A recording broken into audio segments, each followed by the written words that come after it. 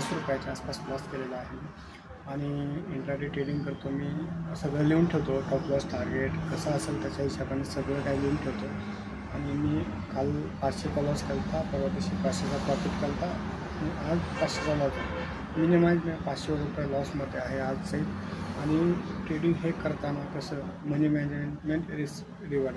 आज मार्केटमध्ये काय झाले ते तुम्हाला दाखवतो. चला बघायला गेलं तर निफ्टी ऑलमोस्ट चांगले डाऊन ट्रेंडला गेले, 90 पॉईंटच्या आसपास गेले होते. आणि मी पुट साईडला ट्रेड इथं घेतला होता.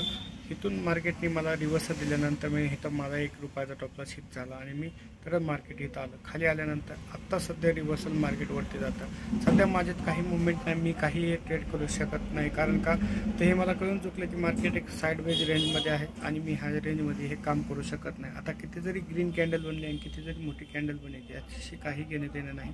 आता सध्या ब्रेकआउट होऊ शकतो, कारण फर्स्ट सेकंड थर्ड ह्या ब्रेकआउट बूम होऊ शकतो. मला सध्या इंट्राडे ट्रेडिंग आज नाही करायचं. मी आज अवॉइड केलं म्हणजे केलं. मला सांगायचं आहे की मी एक ते 2 टॉप लॉस घेतो इंट्राडे ट्रेडिंग आणि स्टॉक निवडण्याची पद्धत हेही तुम्हाला शिकवतो. Thank you so much.